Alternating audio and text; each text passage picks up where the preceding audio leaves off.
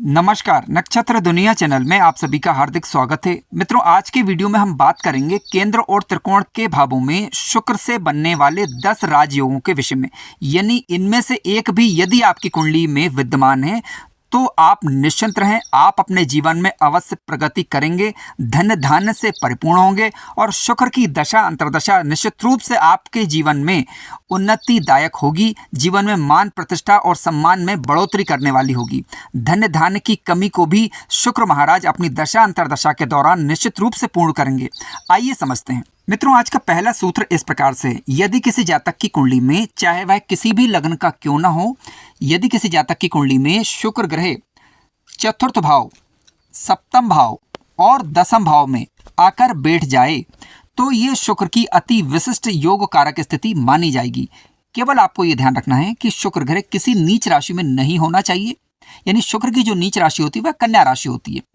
शुक्र ग्रह यदि अपनी स्वयं की राशि जैसे वृषभ राशि या तुला राशि, या फिर अपनी मित्र राशि जैसे मकर राशि या कुंभ राशि या फिर मिथुन राशि, इन राशियों में यदि बैठे हुए हों तो अपनी दशा अंतर्दशा के दौरान शुक्र की दशा विशेष उन्नति कारक होगी। दशा अंतर्दशा के दौरान निश्चित रूप से जातक जीवन में तरक्की करेगा। मित्रों, ध्यान रखें कि शुक्र के पास अंशात्मक रूप से बल होना चाहिए, शुक्र अस्त के ना हो और किसी पाप प्रभाव में नहीं होना चाहिए। शुक्र यदि शुभ प्रभाव में हो तो हो सकते हैं चतुर्थ भाव में, सप्तम भाव में या 12वें घर के अंदर बैठे हुए हों बलवान होकर, कारक ग्रह बनकर, तो निश्चित रूप से इनकी दशा अंतर्दशा जीवन में उन्नतिदायक, भूमि भवन वाहन से परिपूर्ण करने वाली, घर के सुखों को बढ़ाने वाली, मकान दुकान या फिर बंगले इत्यादि की चाहत को पूर्ण करने वाली, जीवन में किसी भी प्रकार के भौतिक सुख के कारण प्राप्त होने वाली उपलब्धियों को पूर्ण करने वाली साबित होगी। शुक्र के पास बल देख लीजिएगा कि बल कितना है, क्योंकि ग्रह दशा अंतर्दशा के दौरान तभी अपने जीवन में, जातक के जीवन में तरक्की दे पाएंगे जब उनके पास पर्याप्त रूप से बल हो। क्योंकि यदि ग्रह मान लीजिए मृत अवस्था का होकर, अस्त होकर यदि बैठा हुआ है तो उसकी दशा अंतर्दशा में कोई खास लाभ नहीं मिल पाता। तो इस बात को थोड़ा सा ध्यान दें। और यदि आपकी कुंडली के अंदर शुक्र ग्रह कारक ग्रह बन रहे हों और केंद्र में या त्रिकोण में बैठे हुए हों तो किसी अच्छे ज्योतिषी से सलाह लेने के बाद इसका रत्न धारण करके भी इसके बल को बढ़ाया जा सकता है। या फिर आप शुक्र के वैदिक मंत्र का जप कर सकते हैं या बीज मंत्र का जप भी शुक्र ग्रह की दशा अंतर्दशा के दौरान कर सकते हैं। मित्रों, एक बात यहाँ पर थोड़ा सा स्पष्ट करना चाहूँगा कि जब कभी भी शुक्र की महादशा में शुक्र की अंतर्दशा लगती है तो वह समय थोड़ा सा समस्यात्मक रहता है। ध्यान रखें, किसी भी ग्रह की महादशा में उसी ग्रह की जब अंतर्दशा आती है तो यहाँ पर हमें थोड़ा सा सचेत होना होगा, हमें थोड़ा सा अलर्ट होना होगा। क्योंकि कई बार हम ये उम्मीद लगा बैठते हैं कि भाई शुक्र की दशा हमारे लिए अच्छी साबित होगी, यानी कुल मिलाकर अच्छा फल देगी। लेकिन कई बार देखने में आता है कि शुक्र की महादशा में शुक्र की ही अंतर्दशा चल रही है तो वह समय समस्यात्मक जाता है। तो इस बात को थोड़ा सा ध्यान रखें, चाहे कोई भी ग्रह हो, यदि उसी ग्रह की महादशा में उसी ग्रह की अंतर्दशा आती है तो समस्या थोड़ी बनी रहेगी। लेकिन हाँ, आगे चलकर उस महादशा का लाभ आपको अवश्य मिल पाएगा। आइए अगले सूत्र पर विचार करते हैं। मित्रों, आज का दूसरा सूत्र इस प्रकार से, यदि किसी जातक या जातिका की कुंडली में शुक्र ग्रह केंद्र या त्रिकोण का स्वामी बनकर, बलवान होकर, स्वक्षेत्री, मित्र क्षेत्री या उच्च राशि का होकर लेकिन पाप प्रभाव से रहित होना चाहिए, तो ये स्थिति भी राजयोग का निर्माण करती है। ऐसे शुक्र निश्चित रूप से राजयोग कारक स्थिति उत्पन्न करेंगे। अपनी दशा अंतर्दशा में जातक को बेहद ही तरक्की देंगे। इस बात की प्रबल संभावना बनती है, ऐसा कुंडली विश्लेषण के दौरान हमने पाया है। आइए उदाहरण के माध्यम से जान लेते हैं। जैसे यहाँ पर समझने के लिए मैंने एक मकर लग्न की कुंडली का सहारा लिया है। अब देखिए, मकर लग्न की कुंडली जब आप लेंगे तो मकर लग्न की कुंडली में शुक्र ग्रह कुंडली के पंचम भाव के स्वामी बनते हैं और साथ साथ कुंडली के दसम भाव के स्वामी बनते हैं। अब पंचम और दसम भाव के स्वामी यानी शुक्र के पास एक केंद्र का घर है और एक त्रिकोण का घर है। अब शुक्र ग्रह या तो अपने कुंडली के पंचम भाव में यानी वृषभ राशि में बैठ सकते हैं या फिर अपनी दसम भाव में जो राशि आ रही है यानी तुला राशि आ रही है, तुला राशि में ये बैठ सकते हैं या फिर किसी भी भाव में बैठ जाएंगे। लेकिन वहाँ पर स्वक्षेत्री, मित्र क्षेत्री होना चाहिए। केंद्र त्रिकोण में बैठे हो तो निश्चित रूप से इनकी दशा अंतर्दशा लाभकारी होती है। देखिए, मकर लग्न की कुंडली की बात करें तो मकर लग्न की कुंडली में शुक्र ग्रह केंद्र त्रिकोण के स्वामी बनने के कारण सर्वाधिक योग कारक ग्रहों में माने जाएंगे। तो इनकी दशा अंतर्दशा निश्चित रूप से राजयोग कारक साबित होगी। शुक्र की महादशा के दौरान निश्चित रूप से जातक अपने जीवन में काफी तरक्की करेगा।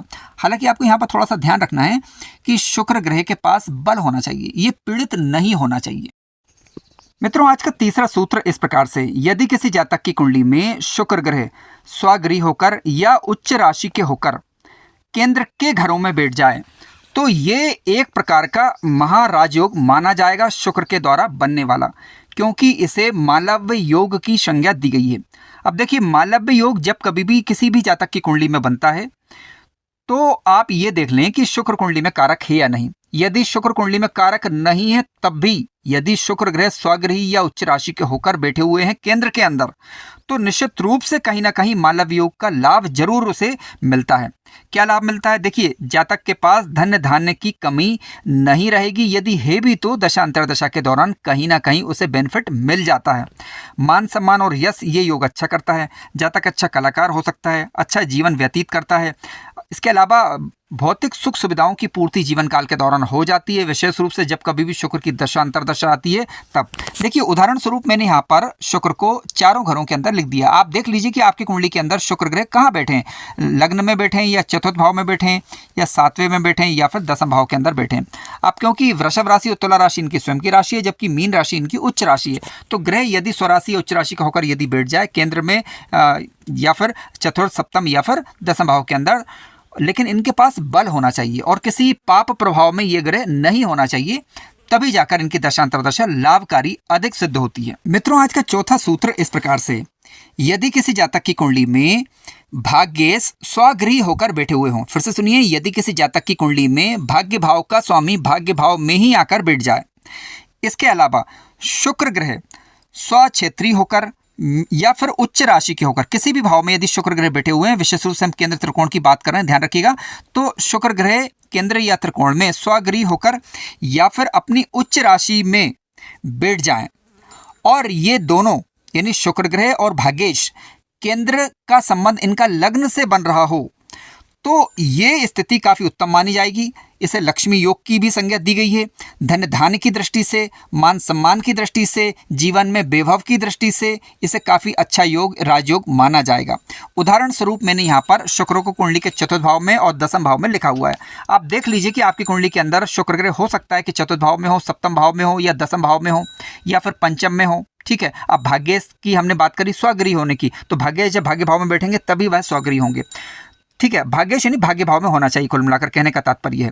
तो आप देख सकते हैं कि शुक्र का संबंध और भाग्येश का संबंध केंद्र और त्रिकोण का लग्न भाव से बन रहा है। लग्न भाव से केंद्र और त्रिकोण का संबंध का तात्पर्य यह है कि लग्न से इनकी स्थिति चतुर्थ में, सप्तम में, दसम में या फिर पंचम में या फिर नवम में होनी चाहिए, तो ये स्थिति निर्मित हो रही है। तो कहा जा सकता है कि ये अपने आप में एक राजयोग है। मित्रों, आज का पांचवा सूत्र इस प्रकार से, यदि शुक्र, चंद्रमा और बुध का संबंध कुंडली के चतुर्थ भाव से बन जाए, फिर से सुनिए, यदि शुक्र, चंद्रमा और बुध का संबंध कुंडली के चतुर्थ भाव से बन जाएं या फिर ये तीनों ग्रह कुंडली के चतुर्थ भाव में बैठ जाएं और इनका संबंध या फिर किसी अन्य भाव में यदि ये ग्रह बैठे हुए हैं लेकिन चतुर्थ भाव से संबंध बना रहे हैं, तो इनका संबंध लग्न से हो जाए, तो ये स्थिति उत्तम राजयोग का निर्माण करती है। तो ऐसे जातकों को शुक्र की, चंद्रमा की और बुध की इस स्थिति के कारण राजयोग का लाभ मिलेगा, विशेष रूप से इन ग्रहों की दशा अंतरदशा के दौरान। ध्यान रखिएगा कि कोई भी ग्रह नीच अवस्था का ना हो, इसके अलावा अकारक ग्रह ना बन रहा हो, यानी कुंडली का मारक ग्रह ना बन रहा हो, इस बात का थोड़ा ध्यान रखें। आइए थोड़ा उदाहरण के माध्यम से हम समझते हैं। देखिए, शुक्र ग्रह तो कुंडली के चतुर्थ भाव में कारक ग्रह होते हैं, ठीक है, अति विशिष्ट कारक होते हैं, जैसा हमने पहले के सूत्र में जाना। शुक्र ग्रह चतुर्थ भाव में बैठेंगे तो भूमि, भवन, वाहन, इसके अलावा घर के सुखों में वृद्धि करते हैं। चंद्रमा जब कुंडली के चतुर्थ भाव में यदि बैठते हैं, चंद्रमा जब चतुर्थ भाव के अंदर बैठेंगे तो मात्र सुख में वृद्धि करेंगे। ठीक है, चंद्रमा की स्थिति चतुर्थ भाव में घर के सुखों को बढ़ाने वाली ही मानी गई है, अति उत्तम ये कही जाएगी। बुध ग्रह यहाँ पर जब बैठ जाएंगे, देखिए बुध शुक्र के साथ बैठ जाएंगे तो निश्चित रूप से जातक के अंदर एक कलात्मक शक्ति विकसित होगी और जातक अपनी बुद्धि विवेक से कार्य करेगा। बुध क्योंकि जब कुंडली के चतुर्थ भाव में बैठेंगे तो अपनी सातवीं दृष्टि से दसम भाव को देखेंगे, तो व्यापारिक दृष्टि से भी ये स्थिति उत्तम मानी गई है, यानी अपने आप में ये राजयोग कहा जाएगा। ध्यान रखिएगा कि शुक्र, चंद्र और बुध के साथ यदि सूर्य बैठ जाए, तो हम सूर्य की बात नहीं कर रहे हैं, केवल 3 ग्रहों की यहाँ पर चर्चा कर रहे हैं। आइए अगले सूत्र पर विचार करते हैं।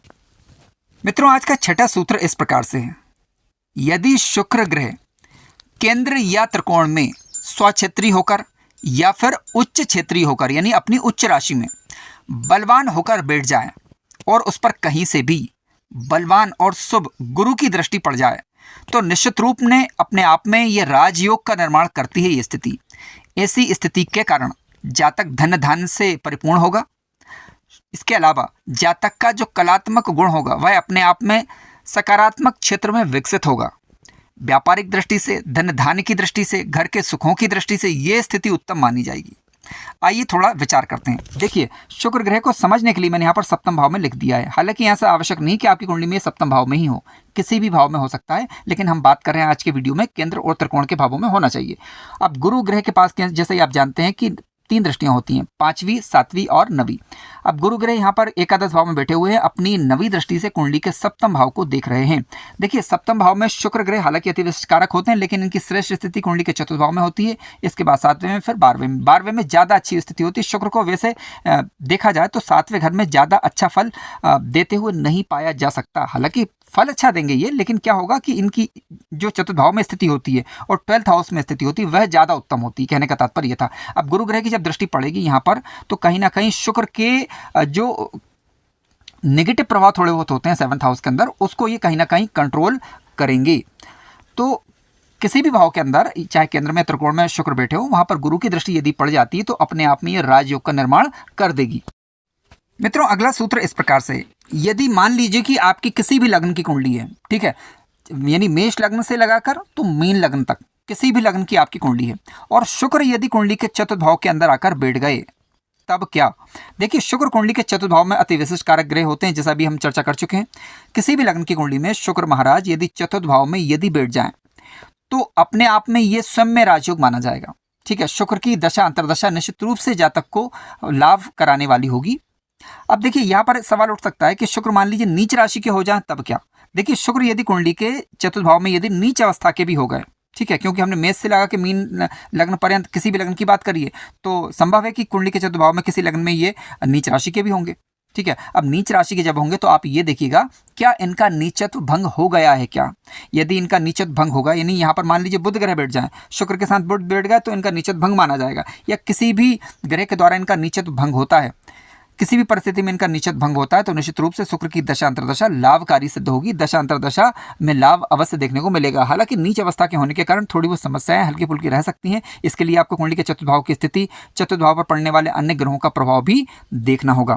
यदि किसी जातक की कुंडली में शुक्र और बुध की युति बन रही हो, फिर से सुनिए, किसी भी जातक की कुंडली में यदि शुक्र और बुध की युति बन रही हो, वहां पर सूर्य ना हो, सूर्य की बात हम नहीं कर रहे हैं, शुक्र और बुध की युति बन रही हो, तो जातक अच्छा नीतिज्ञ होगा, अनेक प्रकार की विधाओं को जानने वाला, यानी अनेक प्रकार की कलाओं में प्रवीण हो सकता है यदि ये युति प्रबल होती है और किसी अशुभ प्रभाव से मुक्त रहती है, यानी अशुभ प्रभाव में नहीं होना चाहिए। जातक प्रिय भाषण देने वाला, यानी प्रिय भाषी हो सकता है, हास्य विनोद प्रिय हो सकता है, गायन में, कला में, किसी न किसी कला में ये प्रवीण हो सकता है, और समाज में मान सम्मान और यश, और समाज में इस युति के प्रभाव से अपनी जीविका भी चला सकता है। इस बात की भी प्रबल संभावना बनती है। देखिए, समझने के लिए मैंने यहाँ पर शुक्र बुध की युति को कुछ अलग अलग भावों में लिखा है। देखिए, कुंडली के दूसरे भाव में इसलिए लिखा है क्योंकि बुध यहाँ पर वाणी के कारक हैं, और बुध यदि वाणी के भाव में ही बैठ जाए तो निश्चित रूप से ये युति लाभकारी सिद्ध होगी। चतुर्थ भाव में बैठेंगे क्योंकि यहाँ पर अति विशिष्ट कारक होते हैं, लाभ करेंगे। बुध ग्रह यदि कुंडली के पंचम भाव में बैठ जाए तो यानी वाणी का, बुद्धि और वाणी का कारक ग्रह पंचम भाव में बैठेगा तो निश्चित रूप से लाभ देगा।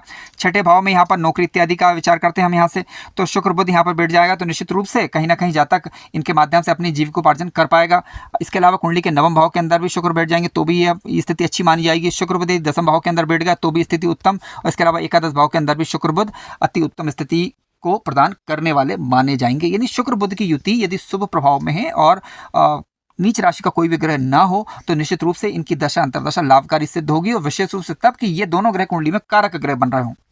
मित्रों, आज का नवा सूत्र इस प्रकार से, यदि किसी जातक या जातिका की कुंडली में शुक्र बुध और गुरु, फिर से सुनिए, यदि किसी जातक या जातिका की कुंडली में शुक्र बुध और गुरु की युति बन जाए, यानी ये तीनों ग्रह युति बनाकर या तो केंद्र में बैठ जाए या फिर त्रिकोण के भाव में बैठ जाए, विशेष रूप से लग्न भाव या पंचम भाव में ये युति बन जाए, तो ऐसी परिस्थिति में अपने आप में जातक बुद्धि और ज्ञान का एक संगम होगा। ठीक है, बुद्धि भी अच्छी रहेगी जातक की, ज्ञान भी अद्भुत रहेगा, धन संपत्ति की कमी नहीं रहेगी, मान सम्मान और यश जीवन काल के दौरान अच्छा मिलेगा।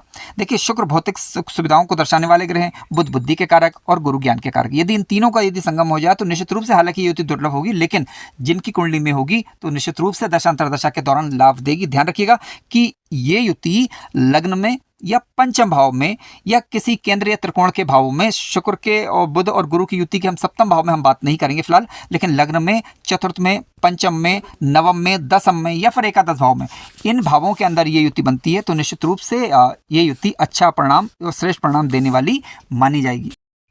मित्रों, आइए बात करते हैं आज के 10वें सूत्र के विषय में। देखिए, शुक्र के द्वारा बनने वाला 10वां राजयोग इस प्रकार से है। यदि किसी जातक या जातिका की कुंडली में शुक्र और मंगल की युति बने, ध्यान रखें कि शुक्र और मंगल की युति जब बन रही हो तो शुक्र या मंगल दोनों ग्रहों में से कोई भी ग्रह कम से कम नीच अवस्था का नहीं होना चाहिए। यदि ग्रह स्वगृही हो, उच्च राशि में हो और बलवान होकर बैठे हुए हैं तो शुक्र मंगल की युति के कारण लक्ष्मी योग का निर्माण होता है। जातक को दशा अंतरदशा में इसका अच्छा और श्रेष्ठ प्रभाव देखने को मिल सकता है। आइए उदाहरण पूर्वक जानते हैं। देखिए, समझने के लिए मैंने शुक्र मंगल की युति को कुंडली के पंचम भाव में लिखा है और कुंडली के 90 भाव में, दसम भाव में और एकादश भाव में लिखा हुआ है। हालांकि ये जरूरी नहीं कि आपकी कुंडली में इन्हीं भावों के अंदर ये युति हो, किसी भी भाव में हो सकती है, लेकिन केंद्रीय त्रिकोण में होती है तो ज़्यादा अच्छा रिजल्ट देखने को मिलता है। मैंने पंचम में और नवम, दसम और एकादश में इसलिए लिखा है क्योंकि यहाँ पर इनके ज़्यादा अच्छे प्रभाव दिखाई देंगे।